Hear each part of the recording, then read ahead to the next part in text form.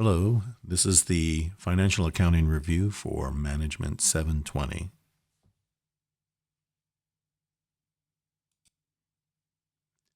Here's our agenda. I'm going to start off with an introduction, basically telling approximately what I'm going to be covering. In general, on the left, you can see this is the sort of the table of contents that I'll be covering three major sections. The first one is all of the accounting basics, and I'm dividing it up into two areas. The accounting framework, all the basic concepts, and then how do we put all those concepts together in the accounting cycle. That will probably take about half of the video. Then the other half of the video is section 2. And once we know the basic concepts, let's look at a few different areas of accounting and the particular transactions and how we record them by area. And this is typically how accountants look at accounting in these different areas: sales and collection, payroll and personnel. In other words, accounts kind of don't operate on their own. They typically work in conjunction with other ones. And then lastly, there's a few extra bits of information that I'd like you to take away from financial accounting, business forms, and internal control. As far as the approach, looking on the right side, so I've mentioned the three discussion areas. I'm not going to delve too far into technical details, but more focus on understanding how your accountant views the business so you can interact with them more efficiently. Just be aware, in accounting, there are some terms that sound common sense, or you may believe you understand the meaning, but in accounting, they have specific actual meanings. For example, debit and credit. We all have debit cards and credit cards, but that doesn't really inform you what an accountant thinks about as debit and credit. Also, when beginning accounting, the concepts are so interrelated that it's hard to explain one concept without referencing another one. So what we end up doing is I explain the basics, and they kind of operate in a circle. And once we understand the basics, I will basically go over those same concepts, but adding additional layers about how they interact and interrelate. Starting off with our first section, accounting framework, I would say the basic understanding about accounting is that, well, you can take it in the word, accounting, to count. The accountants record and track business information. Well, there are several different types of information, but let's focus on two different categories. If you are looking at the first bullet point, if you're recording business transactions for the purpose of reporting, that is financial accounting. And what sort of things and what sort of information are you tracking? Profit and loss, assets and liabilities. Just remember, this is historical and is backward looking, meaning we're recording what has happened, not using the information for any forward looking. So that leaves us for the second bullet point. If you're recording business information for internal operational reasons, to help your managers make better decisions, that is managerial accounting, a separate area of accounting. We're not covering managerial accounting here in this particular review. Managerial accounting is what we're studying in Management 720. The things that you would track in managerial accounting are how to control cost, how to make budgets, how to track your inventory. So therefore it is to help you make decisions. Therefore it is prospective and forward-looking. It's a bit of forecasting.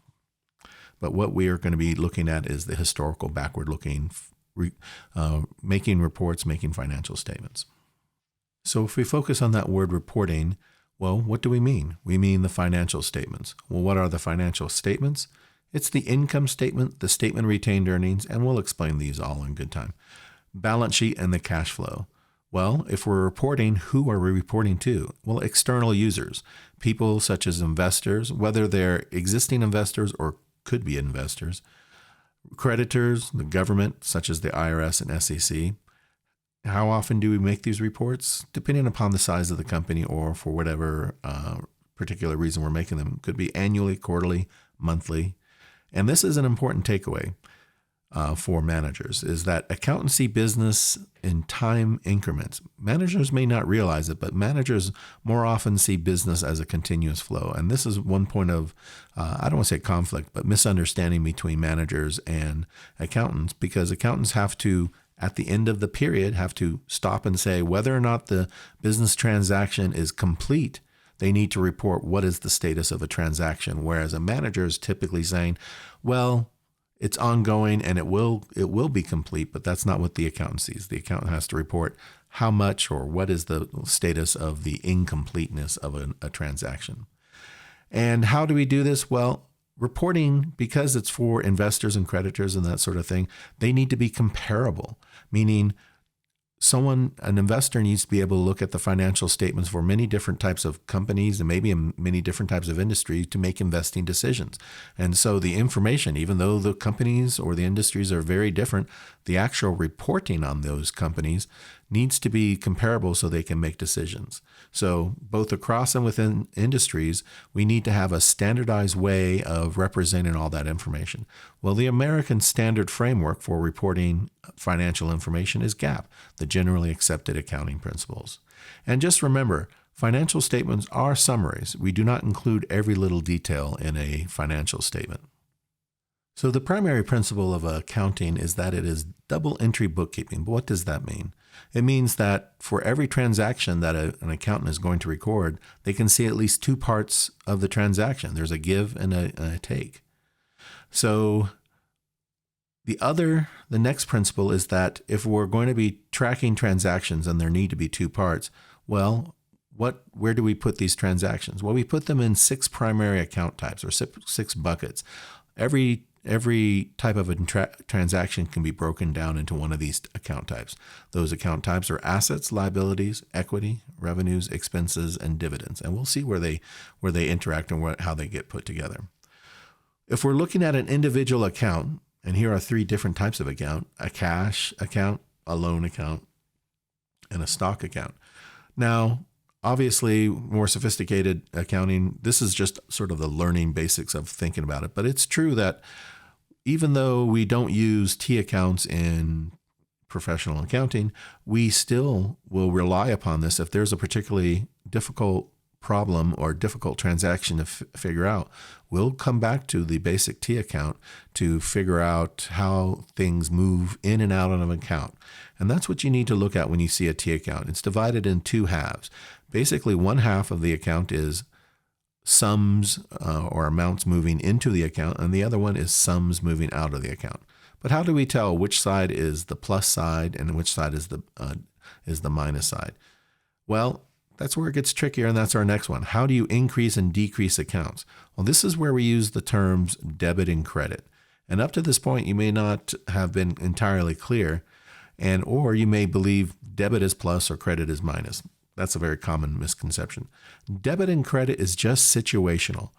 All debit and credit means is debit is the left side of a T account and credit is the right side of the T account. And whether or not they're plus or minus, an increase or decrease, is situational. So here I've taken the same cash, loan, and stock accounts, and I've said TR is the abbreviation for debit, CR is the abbreviation for credit. You'll notice that the left side, the debit side, is the increase side of cash. But conversely, for loan and stock, the credit side is the plus side. Now, we won't be getting in too much to practicing debits and credits, but just realize your accountant, when they hear debit and credit, it means something to them. It means either plus or minus, and it's dependent upon the type of account.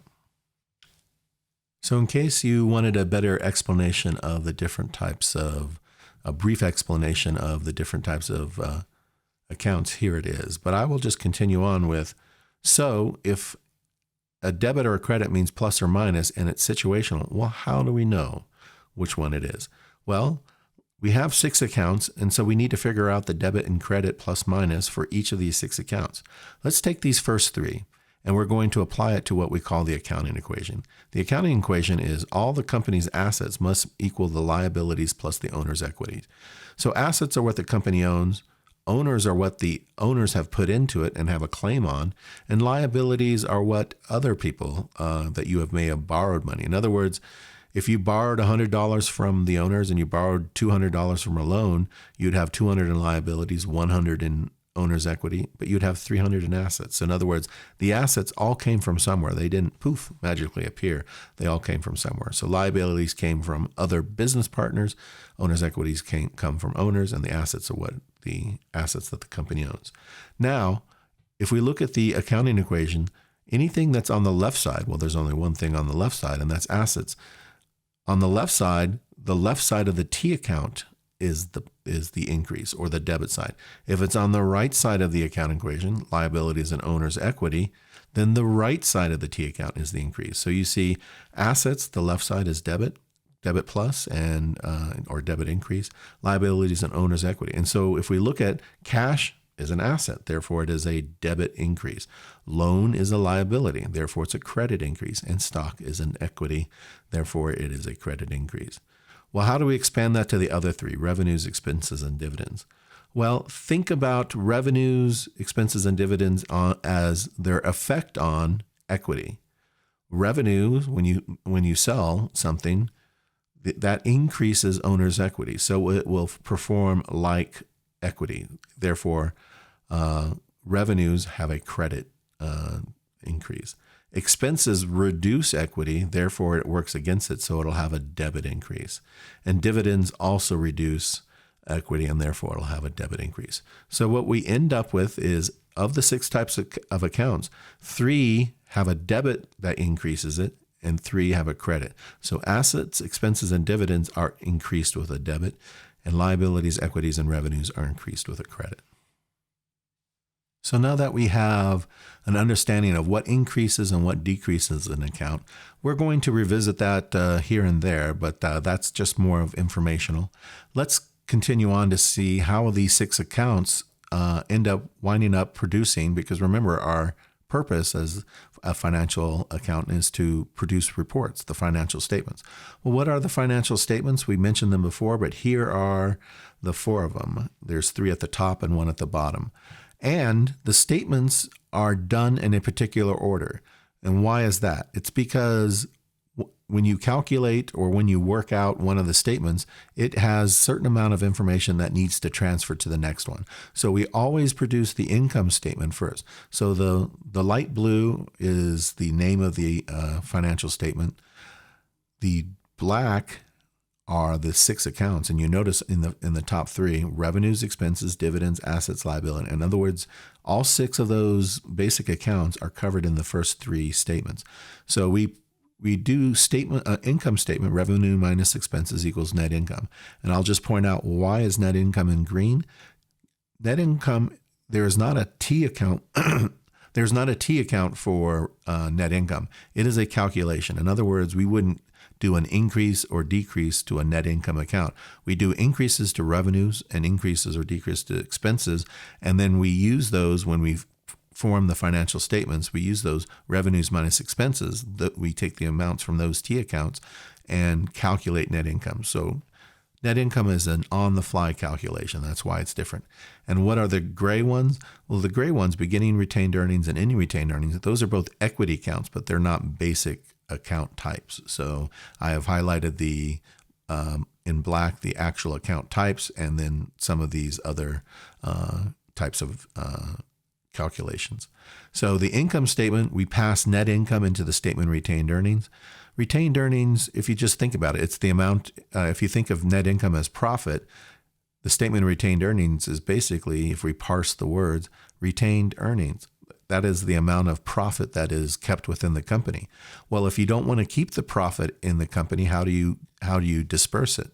Well, you disperse it or you pay it out through dividends. So dividends is the manner in which a company pays out profit to the owners. And then, of course, the balance sheet. We have assets equals liabilities plus equity. Now, sometimes people don't understand that the income statement and the statement of retained earnings balance sheet actually have 3 different viewpoints of the business. You can think of, or I think of, the income statement as recording all of our business with customers. Revenue is the money we receive from customers. And here's another example of accounting having a very specific meaning for a specific word. Expenses are not just any money that you pay out. We use other words like disbursement for that. Expenses are specifically any monies or any things that we use up in the purpose of generating revenue. Expenses are tied to revenue. So if we spend money for some reason and it generates revenue, it's an expense. If we spend money for some other purpose not tied to revenue, we use a different word. So expenses are explicitly tied to revenue. Expenses are the money or the things that we use up to generate revenue. The statement retained earnings, well, we kind of mentioned it. If net income is the profit of the company and the way that we dispense profit to the owners, whether they're shareholders for a corporation or if they're owners or partners in a partnership, we use the word dividends or drawings. Sometimes for the sole proprietor, we use a different word called drawings. But in other words, it's the same concept. The statement retaining earnings, therefore, describes all the business we have with our owners. Do we keep the profit or do we pay it out? It's a relatively simple financial statement. And the last one is, well, assets equals liabilities and equity. Well, I say here the balance sheet, and maybe this is not as obvious, is it's all our business with our partners. For example, if we have to pay wages, our wage payable is going to be in the liability section. If we took out a loan, the note payable is going to be in a liability section. If we issue stock, that's going to be in the equity section. So anything that we're dealing with entities outside the company is typically our relationship or how much we owe or how much we're owed by them is going to be represented in the balance sheet. The cash flow statement is something that kind of came on later. So the first three, and we use the word articulation because we say articulation when we say how things work and fit together. The cash flow statement is not articulated with the other one quite as obviously. We found out after a certain amount of time that these first three statements didn't give us enough information, specifically in one area, and that was the cash flow. Now, out of the three top statements, there was only one place that we ever saw cash reported, and that was as an asset in the balance sheet. But that was just one number representing a whole year's worth of ups and downs. So a company could have net income. It could have paper income, but it may not have been able to collect the cash. So we realized basically in the 1970s that we needed an additional statement to track cash. And how do we track it? We track it in three different areas: operations, which is our day-to-day business; investing, and you have to think of investing as not investing in stocks and bonds, but it's reinvesting in your company. As you're running your company, you probably have equipment and or buildings or other sort of long-term assets. And what you need to do is, even though those are long-lasting, you need to plan for and replace those over time. And so investing is reinvesting in your assets, because you have to think of assets as not just something the company owns. In other words, the purpose of a business is not to collect assets. Assets are just things you want to turn into revenue over time. So some things are very direct, like inventory is an asset that you will turn into revenue. But you may have a piece of equipment. It sort of indirectly helps you generate revenue, but you only own the asset for its revenue generating potential. So investing is maintaining your asset base to make sure that you just don't run out of long-term equipment or other things to make sure you can run your business. Financing is where does a company go to get capital when it needs it? And we'll talk a little bit more about that later. So day-to-day operations, maintaining your asset base with investing, and then where do you need cash? Where do you go when you get cash? And that can be up and down over time. So you start off with cash at the beginning of the year. You gain or use cash in these three different areas, and that should equal the ending cash. I'll just mention that the indirect method means our type of accounting, which is called accrual accounting, is one type of accounting, but obviously the cash flow is looking at cash basis accounting. So what do? The indirect method says, well, we take our best number, which is net income, and we work backwards from there to try and get a cash-based number. And that usually starts off with the thing I want you to take away is the beginning part of calculating cash flow from operations is to start off with net income and add back in typically the largest non-cash expense. Remember, depreciation, we'll talk about that a little bit more, is just a number when we depreciate equipment, we're not actually spending cash. So that is a non-cash expense. So we have covered all of the basics of the accounting framework, all the concepts and ideas necessary to get us starting in actually recording business transactions. So the first thing that we encounter in the accounting cycle when we start recording business transaction is we have a few rules. When we record a business transaction, the business transaction we've already determined must have two parts. There's a give and a take sort of idea. But in terms of our accounting framework, that two parts means there must be a debit and must be a credit. And each journal entry, a journal entry is what records a business transaction. Each journal entry, the debits must equal the credits. And as far as what does it look like, you have an example here. The format, the debits are listed first, the credits are listed second, the debits are flush left, and the credits are indented. So here's an example. We take out a loan. Remember DR and CR are the abbreviations for debit and credit. So we list the debits first. Debit is cash. Remember, cash is an asset. Assets mean debits increase the account. And loan is a liability. It's an obligation. It's something we owe someone else. And so credit is a liability. Therefore, the credit is an increase. So notice here, the debit and the credit are both increasing the accounts, even if they're using different words. So an increase to cash and an increase to loan. Let's look at another one. Issue $200 of stock. Well, that gives us $200 of additional of cash. And the stock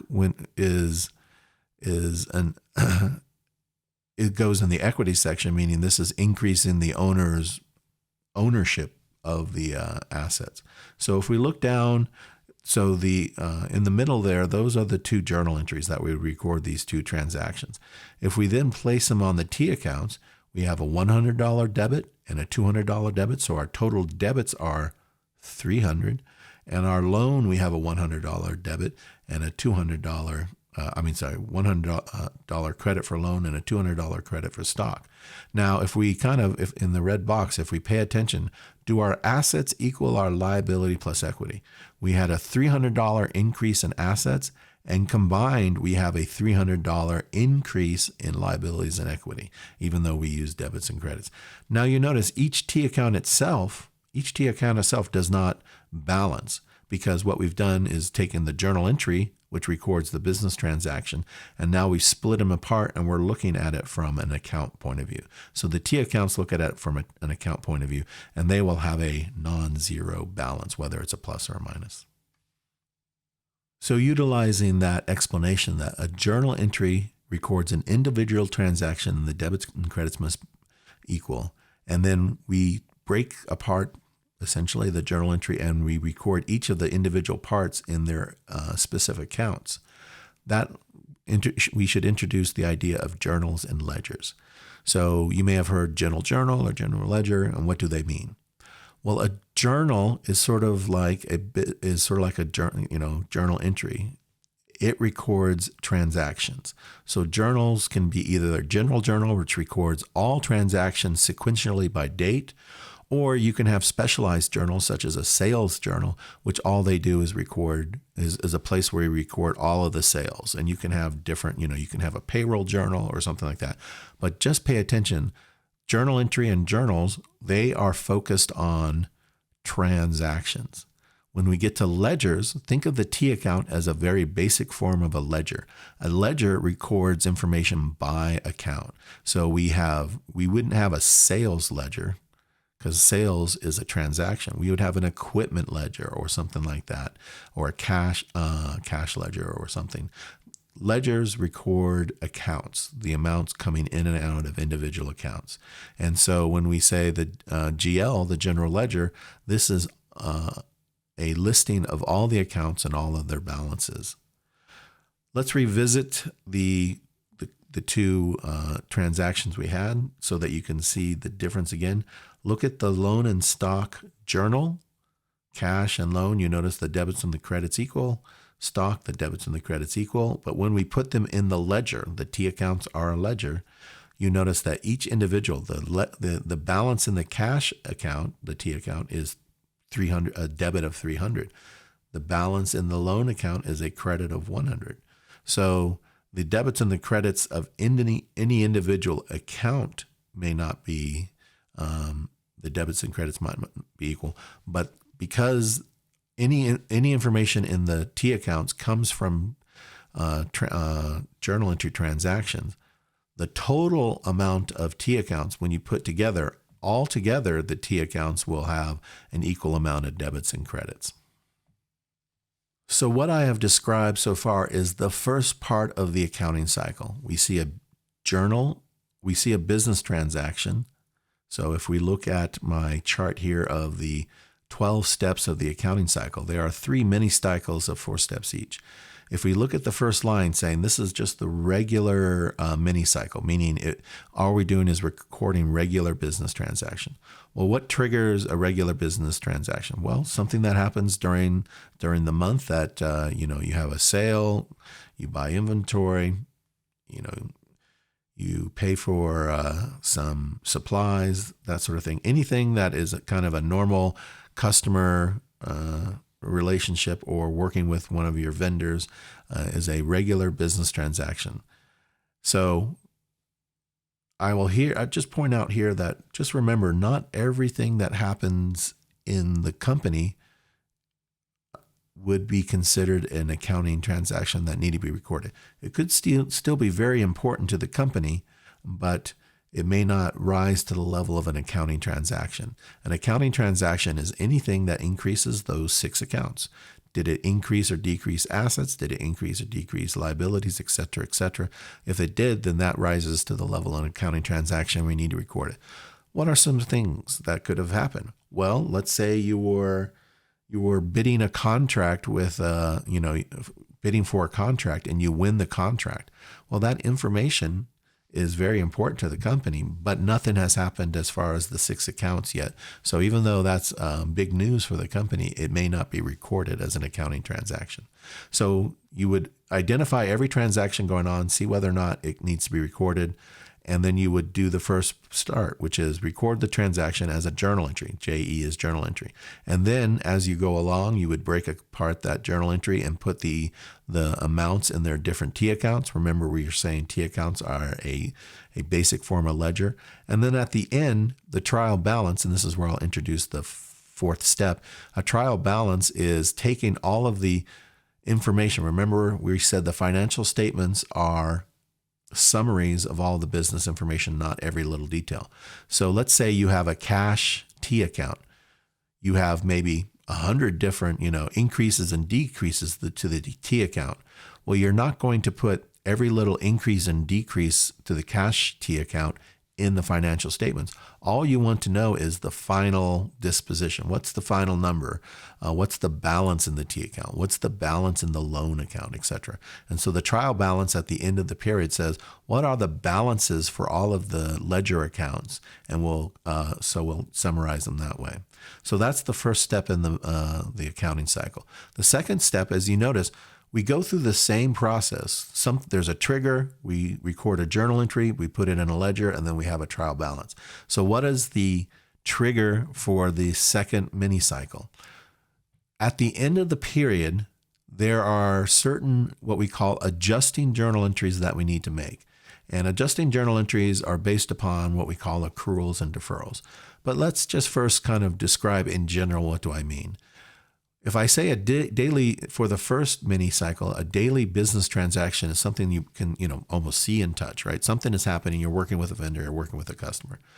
So adjusting journal entries are somewhat invisible, and they're only kind of visible to the accountant because they know that it needs to be taking place. For example, let's say you're renting. Does your landlord actually send you a bill at the end of every month for the rent, or do they just expect you to know it's the end of the month, pay your rent? Well, that's sort of what an adjusting journal entry. There are certain types of transactions that are ongoing throughout the year or throughout your business cycle where at the end of the month you have to update the status of that account. It could be something as simple as I've prepaid insurance, and therefore I have to every month mark off that amount of the insurance that I have quote unquote used up for this month. Or it could be something like rent. Anything that's sort of a transaction that is affected by the passage of time. In other words, another month has gone by, I need to update this account, or I need to, reduce this account. I've used up a certain amount of something. So the trigger is the period end. Well, the trigger really is the passing of time that we mark by the period end. We list all these adjusting journal entries, we put them in a T account, and then we update the trial balance with our adjustments, and we call that adjusting trial balance. At this point, the adjusting trial balance we use, that's the information we use to actually create the financial statements. And you can see on the third line, which I'll cover in the next page, is the closing entries. What are accruals and deferrals? This is an important concept in accounting. Accrual accounting is based upon, which is what we practice in the US and most Western nations. Accrual accounting has one very central idea. We record revenues when they are earned. And I should kind of follow on. That means we record revenues when they are earned, not when we receive the cash. The cash is not the trigger for recording a revenue. A revenue, remember, if we're thinking of a sale as a give and a take, we provide something to the customer and they give us cash. Well, if it's a cash transaction, that works out fine. The customer does their part of the transaction and we do our part of the transaction. But there are times when customers buy things on account.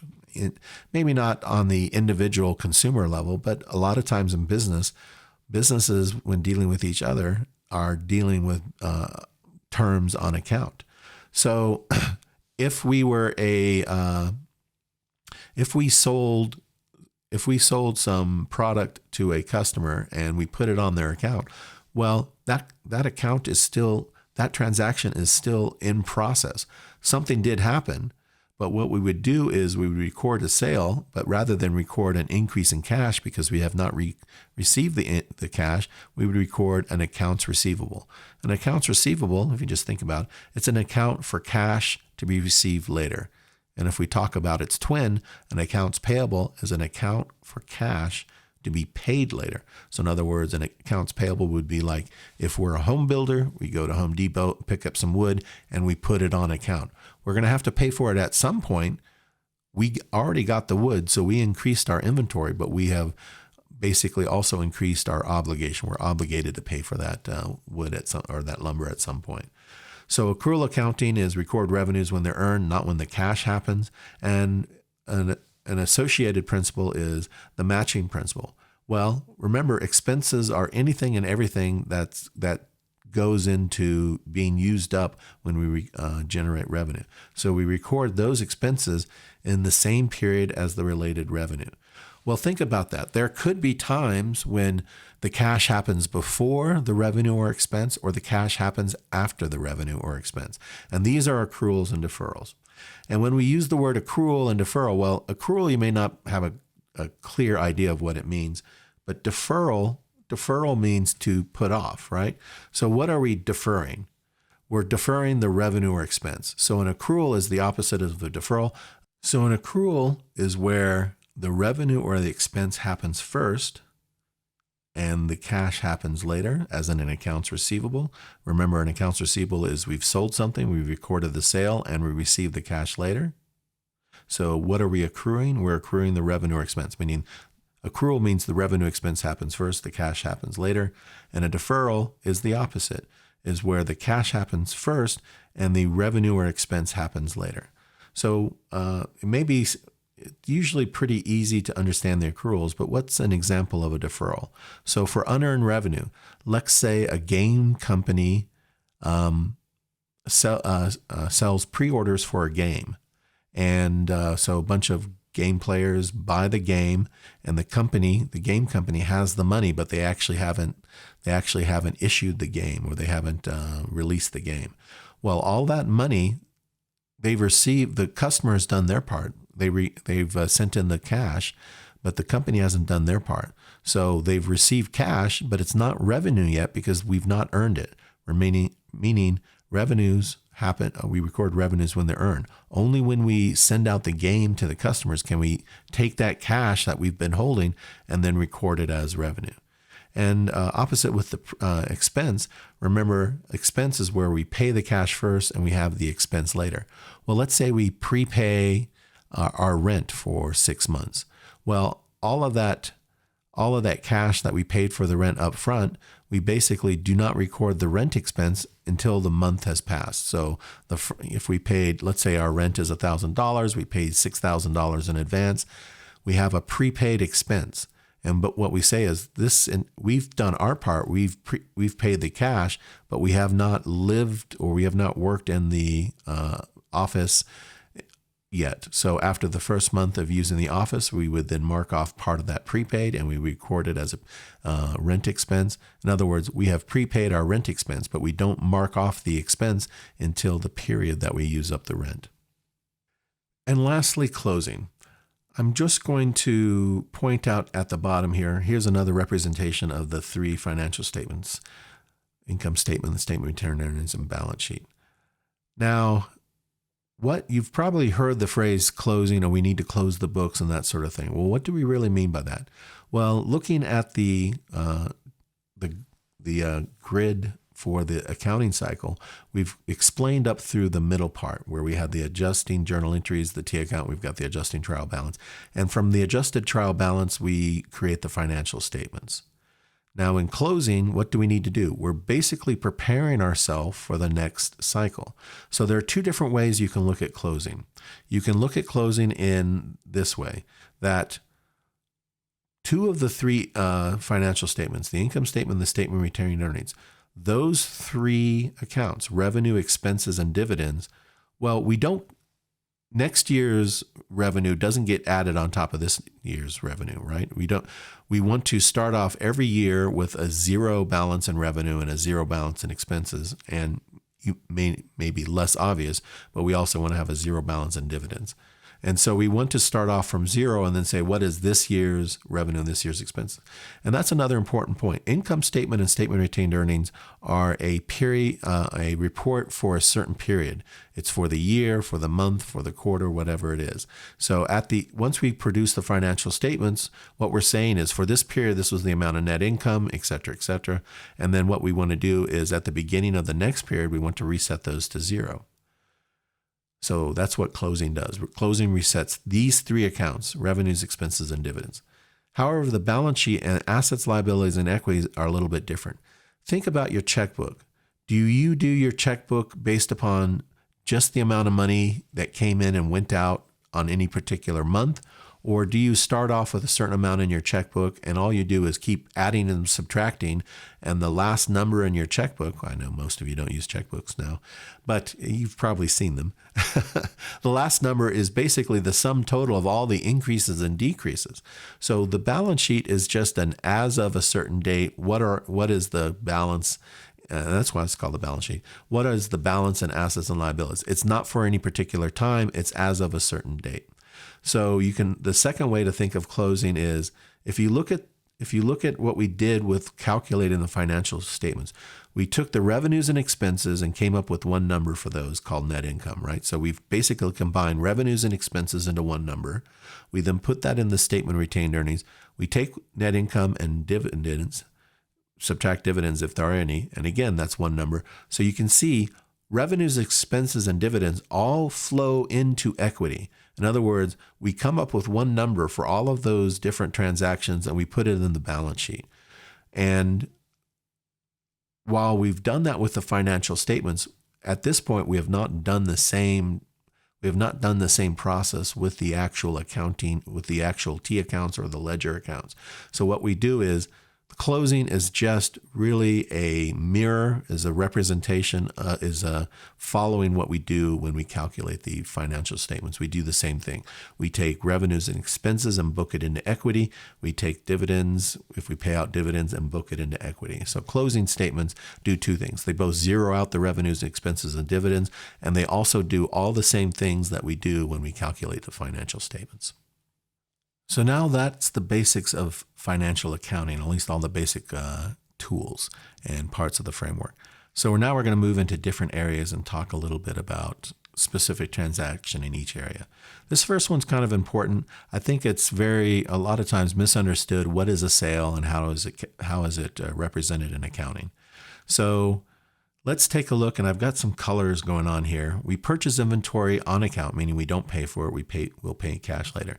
But what we do is we increase our inventory, an asset account, and we increase our liability, which is an accounts payable account. So if you go down and track, the purple color matches up with the purple color on our T accounts. So we start off with $100 in inventory, and we want to sell it for $150. Now, it's very common for people to say, we received cash of $150 and I gave up inventory for $100. And so they would do debit of cash $150 and credit inventory of $100. Well, that's incorrect. Well, on the first part is, well, those two thinkings are correct. Cash does go up and inventory does go down. But you'll notice that if we did that, debit cash and credit inventory, we would have a $150 for the cash and a $100 for inventory. So our debits and credits wouldn't match. And that also is an important concept. Remember, when we're talking about a sale, we're talking about affecting two different accounts. And if you look at the bottom right, the two different accounts are revenues and expenses. And even though they're related, they're separate, at least in the accounting person's point of view, they're separate transactions.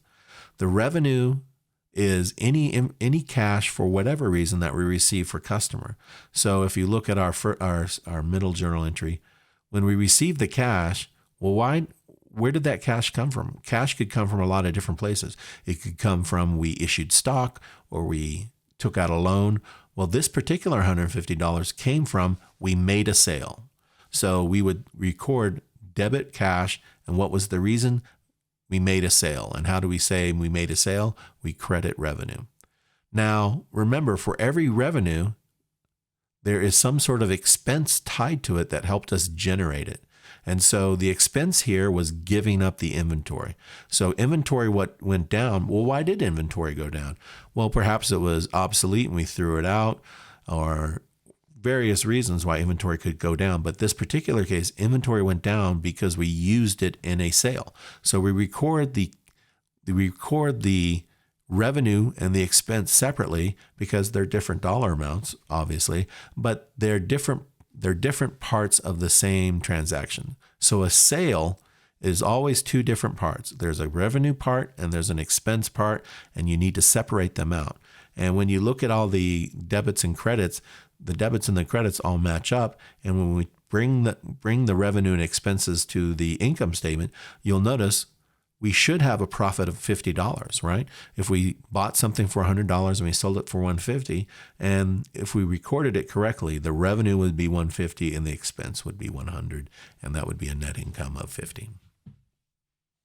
Kind of two other concepts in sales and collections, discounts and returns.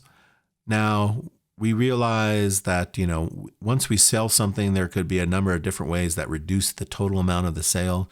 One could be a discount, and discounts are known at the time of recording the financial statements, and they're based on trade terms, or very often are based on trade terms. In the example here for the discount, we read this 210 net 30. And what does that mean? You may sell something to a customer, and and I'm not talking about consumer, but let's talk about maybe business to business. And you tell the business, if you pay within 10 days, we'll give you a 2% discount.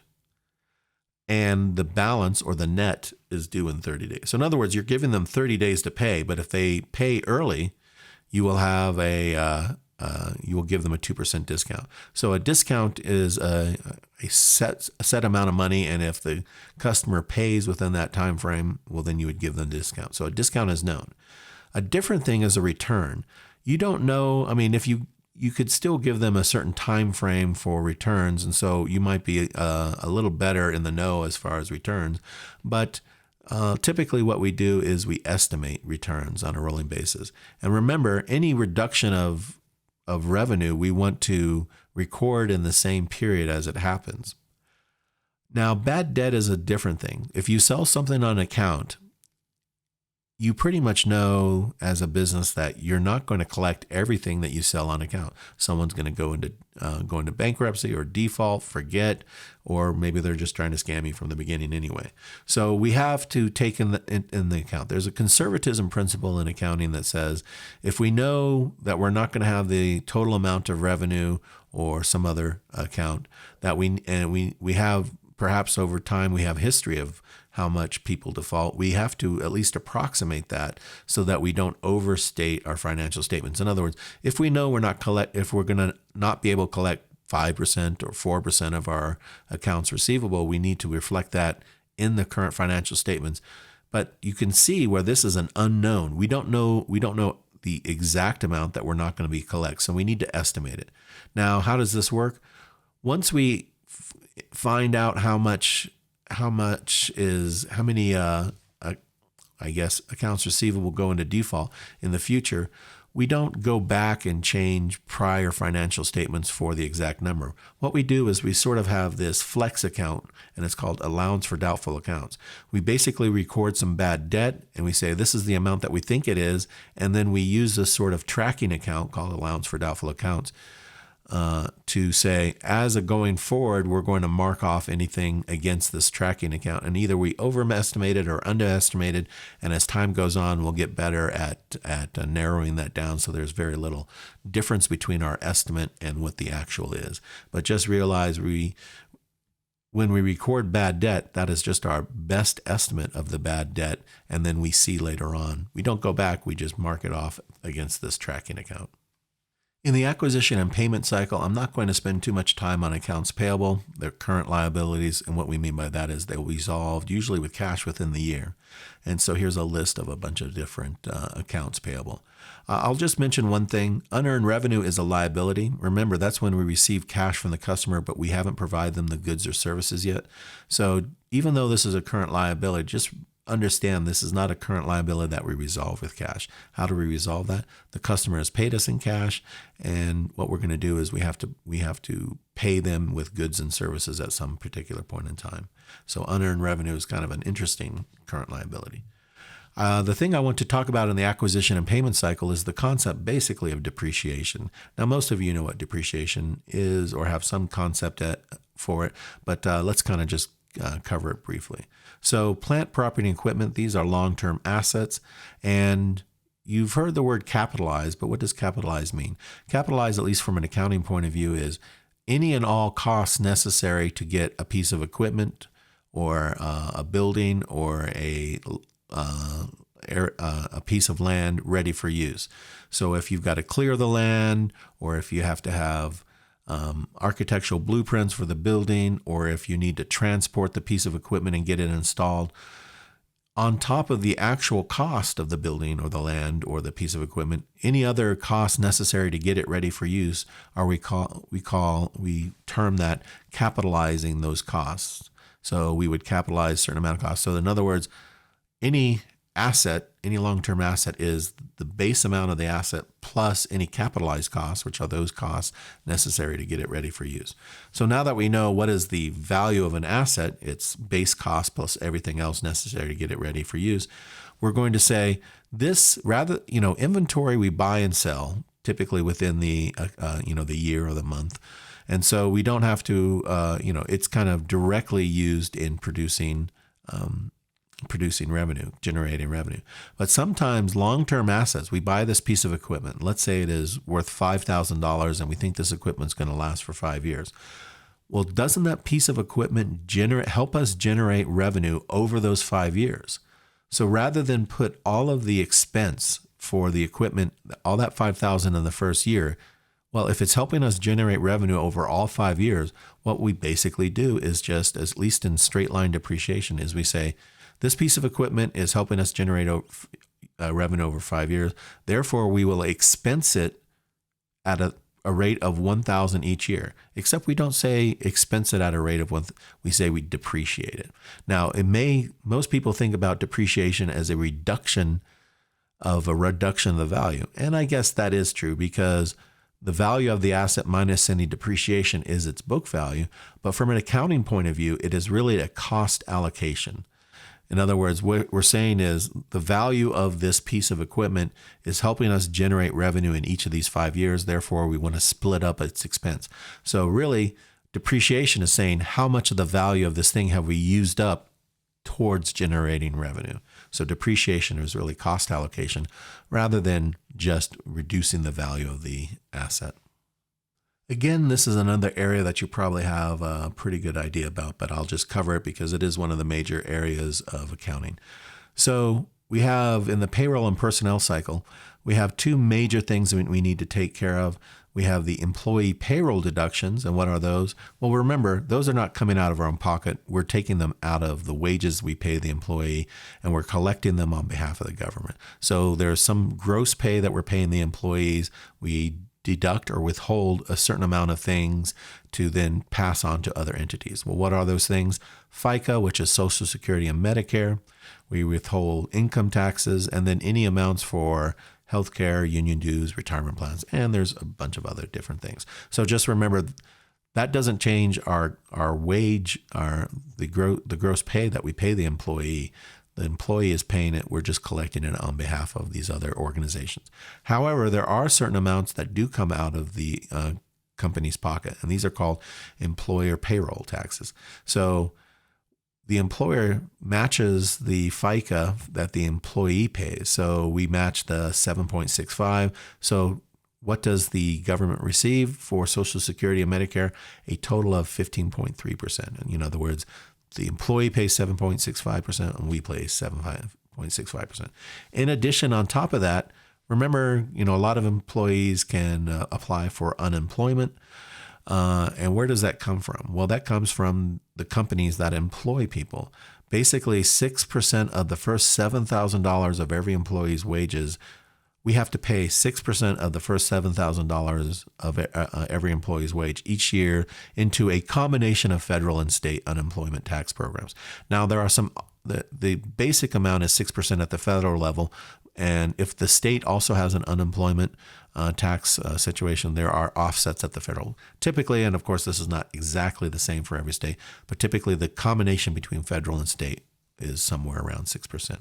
And then as far as retirement plans or healthcare, any types of funds that the employer does matching for will also be part of the expenditure in payroll and personnel. So for inventory and warehousing, at the end of every period, the accountant needs to value the amount of inventory in the warehouse. Now, let's look at this middle part. If you're a service company, there's such as a lawyer or an accountant or other ones providing services, not product.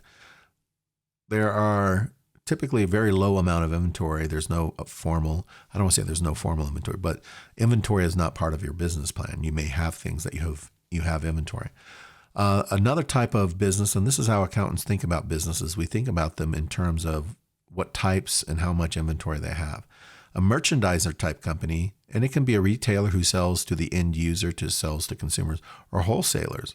They buy and sell, but it's business to business. Both of those are merchandisers, but they deal with finished goods. So Walmart might buy from distributors and sell to you. So both Walmart and the distributor are both merchandisers, but really they're just buying and selling finished goods. They're marking them up for sure, but they're not doing any value add process. And that leads us to our third type of company, a manufacturer. Now, they're taking raw materials, they're doing some value add, and they're creating some sort of finished goods. Now, raw materials doesn't have to be all the way down the stream as far as, or all the way upstream as far as types of, doesn't have to be raw iron or, coal or that sort of things. A lot of times it can be buying components and then, doing something like assembly work. Like a lot of car companies, their quote unquote raw materials aren't, sheets of iron, although they do have that. A lot of times they're buying they're buying seat assemblies, and then what is the value add is they put them in a car, and then that becomes a finished good. So we have these three different types of companies, and we need to figure out the type of how much inventory. Now, if we're at the end of every period when we put on the financial statements. Now, for service companies, there's not much work with inventory. For merchandisers, it's relatively simple. If we look at the beginning inventory equation, Beginning inventory plus purchases equals cost of goods sold plus ending inventory. Remember, cost of goods sold, if we haven't mentioned it yet, think about the words, the cost of goods sold. What if I change that slightly to say, instead of COGS, COIS, the cost of the inventory sold? And we just use the word COGS, but really it's the cost of the inventory sold. So you can see purchases, I could change that, the cost of the purchase of the inventory purchased and the cost of the inventory sold. And so basically you have a beginning level, you've added to it, you've sold some, and then you end up with some ending inventory. And it's less an equation, more of just a truism. Let's say you're a car or truck dealer. You start with 5 trucks. That's your beginning inventory. You purchase 2. So what is the total amount of trucks you have to sell? 7 trucks. At the end of the month, you go out and look at the lot and see 4 trucks. Well, independent of any theft or something like that, how many did you sell? So in other words, the inventory equation allows you to, if you know 3 of these 4 numbers, and it could be any 3, you can figure out the 4th. And that's what we do a lot of times when we're calculating the value of inventory. We know how much we began with, we know how much we purchased, and we know how much we've ended with. So what was the value of the amount of inventory that was sold? In other words, we can calculate COGS from that. Let's come back to the inventory valuation. So the beginning inventory equation, the inventory equation is very useful for merchandisers when we're dealing with finished goods. It's much more difficult when we're dealing with manufacturers because we have 3 different types of inventory: raw materials, work in process, and finished goods. And the point here is that we have to go through a cost accounting. And when you hear about a cost accountant, one of their big requirements, one of their big jobs is to figure out during the work in process stage, GAAP requires us to add all the value of the labor and all of the manufacturing overhead, such as utilities or supervisors or insurance or repair and maintenance, all of these other things, in addition to the materials, in addition to the labor, we need to calculate the value of all of that when we figure out what is the cost of the work in process inventory. Raw materials, fairly straightforward. Finished goods, fairly straightforward, but that work in process requires a lot of calculation. And that calculation is the basis of what we call cost accounting. And I'll just mention, here's another equation. You may have heard the word gross profit. Well, what is gross profit? It's net sales. We've already kind of looked at net sales. Net sales is sales minus discounts and returns, minus COGS. COGS is typically your largest expense. And therefore, you want to say, okay, if my business is buying and selling product, what is my sales minus my biggest expense, which is typically the product expense, and that's what we call a gross profit. Going back up to the inventory valuation, so even if you have just one type of inventory, chances are that inventory item is not going to stay the same price over time. So if over the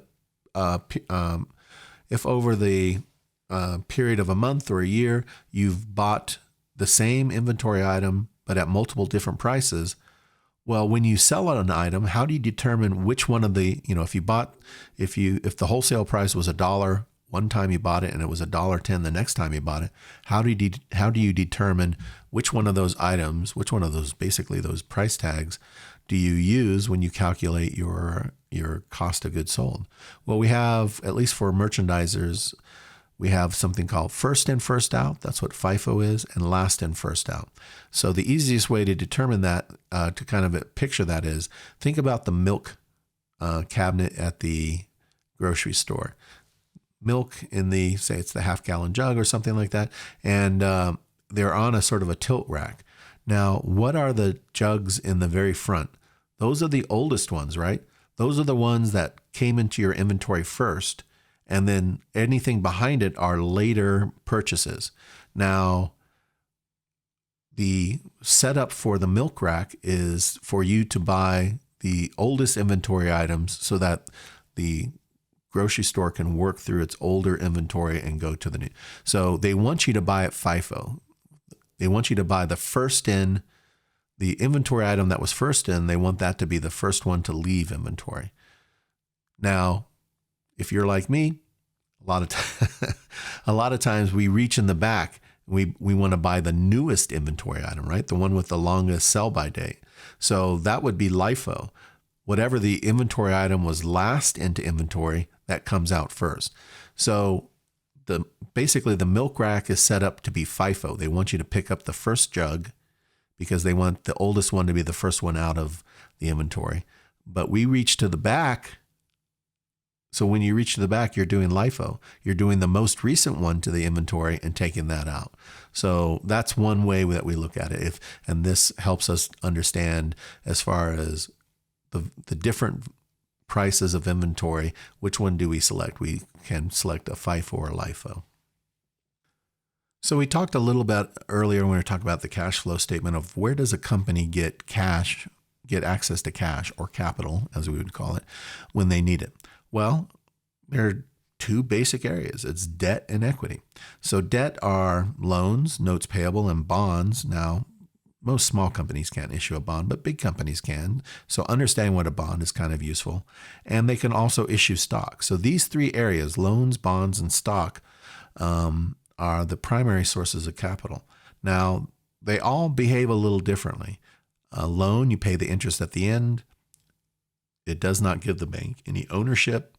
And loans typically are not bought and sold on the secondary market. A bond pays interest in regular installments rather than at the end. There is still no concept of ownership. When you buy a bond, you're not buying a part of the company. You're just buying their debt instrument. But there is a very robust secondary market. So you can buy and sell bonds, and typically and the price of a bond is based upon what is the current market rate versus what is the interest rate being paid by the bond. And so buying and selling bonds is a big deal in financial markets. And equity, whether it's preferred or common stock, grants you ownership. Now, a company may or may not pay a dividend. So you notice in the debt, interest will be paid. That's part of the deal. Interest will be paid, whether it's at the end or in regular installments. Stock, there's no requirement to pay a dividend, although once you start paying a dividend, there's sort of a financial pressure to continue to pay. But it does grant you ownership, and there is a robust secondary market for selling stock. So you can see there are three different, and a good company will analyze which type of capital source is best for their current needs. Now, there is one other type of capital source, and that is retained earnings. And remember, that's also part of equity, but you can think of loans, bonds, and stock are capital we can source from outside the company, from other people, while retained earnings, that's the profit that we're generating. That is also a source of capital. Now, if we're a company that's, you've heard of it, the term cash cow. Well, they're throwing off a lot of cash from their operations, and they may not need to have to go and get loans or issue loans or bonds or issue stock. Some other companies may not have a big margin, and they may not be generating they may not have a lot of internally generated capital, and therefore they have to go out to the capital markets. One other mention about, or a couple other things about stock. Preferred or common stock, just what is preferred. There are some rights and differences between them. One of the biggest thing between preferred and common stockholders is that preferred shareholders receive their dividends before the common shareholders. And I guess another idea is, if you've ever heard the word treasury stock, well, what is that? Once a company issues stock, for various reasons, a company may decide to buy back and hold its own stock. Now, when a company buys back its own stock to hold, it's called treasury stock. Now, when a company issues dividends, it doesn't issue dividends to the stock it's bought back. It doesn't issue dividends to treasury stock. Now, what would be a reason why they do that? Maybe the price of the stock has gone down below what they think it should be, and so they see it as a good value, so they buy it back with the idea that when it goes back up, they can reissue it at a higher price and they can basically book the difference. Or, and this is kind of a little bit more manipulative, a lot of officers get paid by the earnings per share valuation of their stock. Well, if you cannot, it's earnings over the amount of shares. If you can't increase the amount of earnings, well, you can decrease the amount of shares to also raise EPS. So a lot of times you'll see companies buy back their stock to reduce the amount of shares out there so that that increases their earnings per share. In capital sourcing, we were talking about issuing our own stock, issuing our own bonds, or taking out our own loans. Well, as a company, we can also invest in other companies' stock and other companies' bonds. Now, I don't want to get into too much detail here, but if we own other companies' stock or other companies' bonds, at the time of purchase, we need to make a decision about what is our intention here, or what is the classification. So just realize when we buy other company stock, either we've bought an insignificant amount, in other words, we have no control over the company, and that's typically less than 20%, or we have significant control, in other words, we're a major shareholder between 20 and 50%, or we're controlling, we have greater than 50%, and therefore the other company is essentially a subsidiary. And depending upon the amount of the stock that we own, we use different methods of valuation. So not that we need to go into the different types, just realize the amount of stock that we own of another company determines our relationship with them and how we report them in our financial statements. And same with bonds, although it's slightly different. It's not whether we have a insignificant or significant amount. It's what is our intention. If we intend to sell right away, we call that a trading a security. If we just bought it and we plan to sell it sometime in the future, it's available for sale. Or if we're holding the bond until it matures, that's a different phrase. So at the time we purchase the bond, we have to determine, and how we record it are three different things. So you notice here, there's three different classifications for stock, and there's three different classifications for bonds, and each of them have a different method of how they get determined and reported in the financial statements. And I'll just mention, typically when we study bonds in accounting at the undergraduate level, this is where we also learn about the time value of money. So what is time value of money? I'm sure most of you who have a mortgage or something like that, you already know. But basically, it's the impact of interest over time on our investments or on whatever project we're working on. There's two ideas.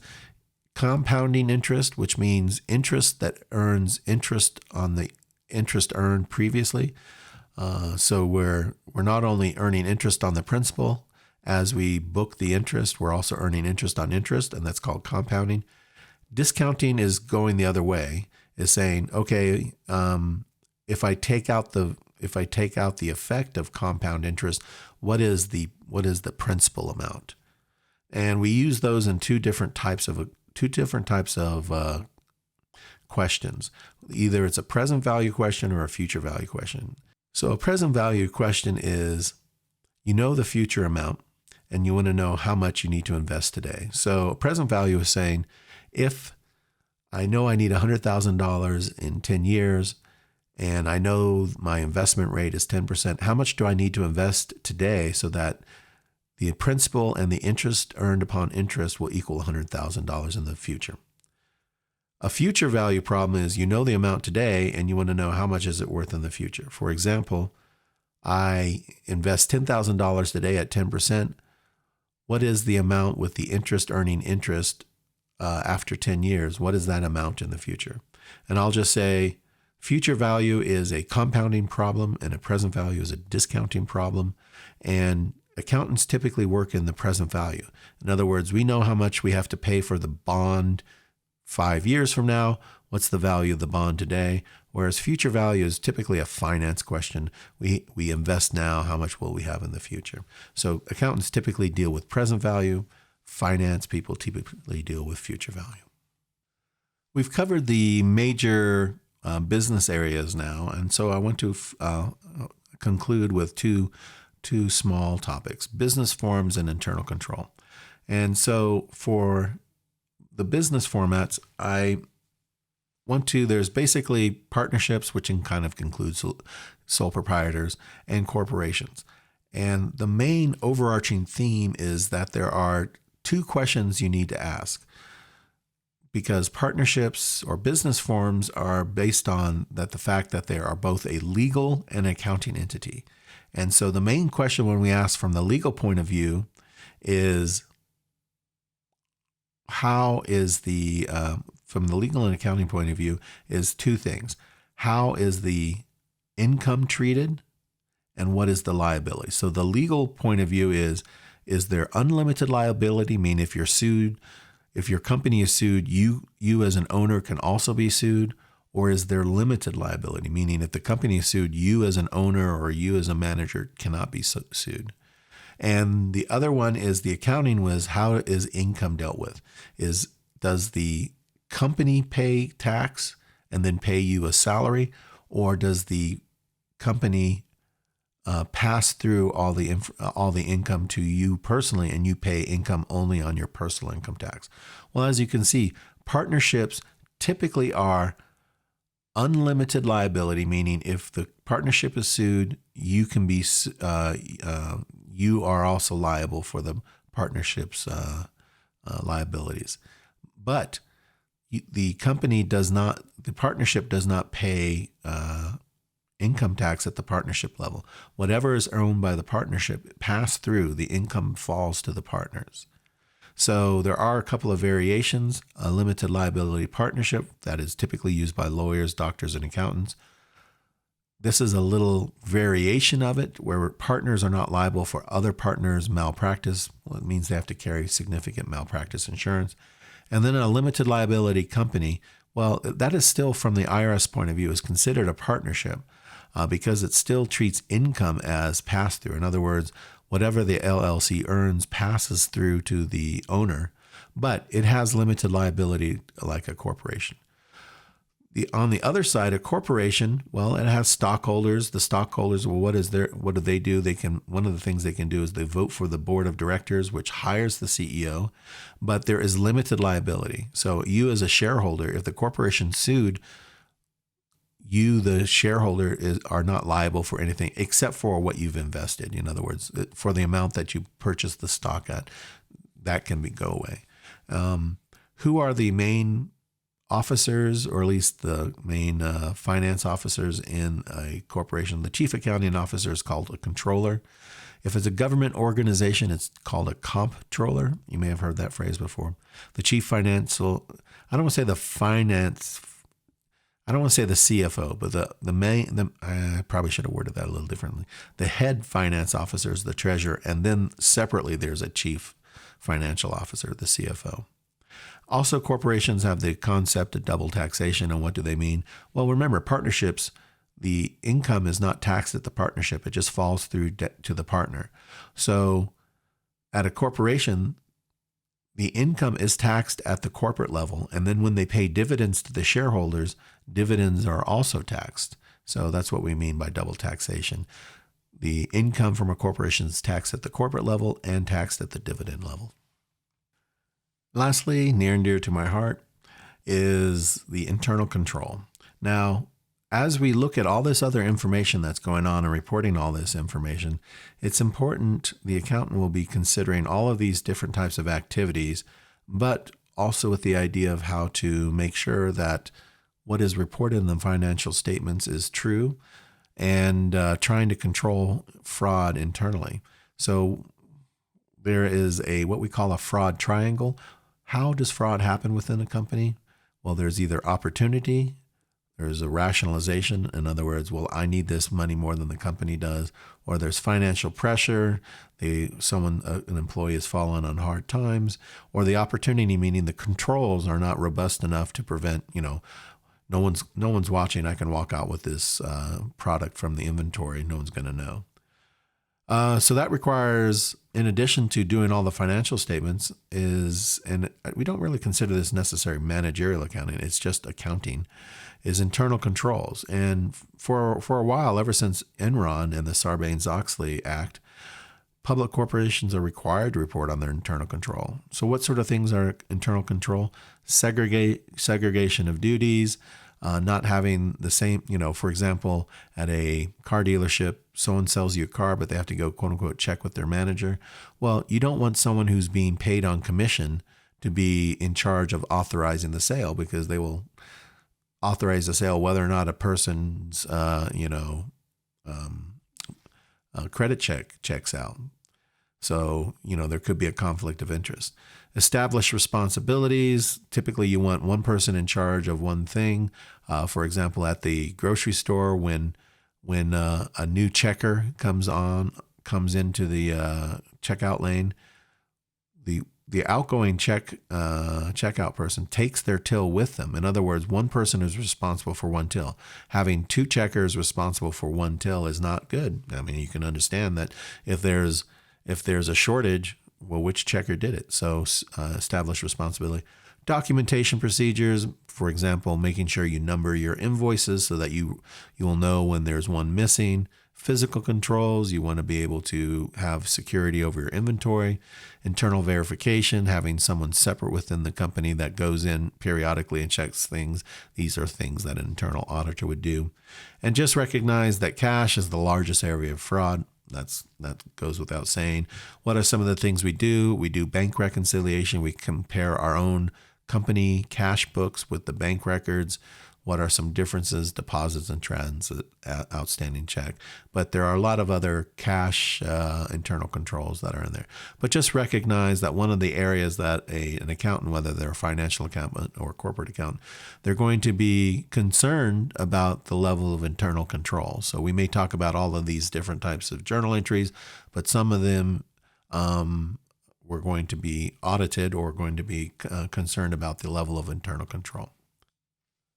That's going to conclude our financial accounting review. Thank you very much.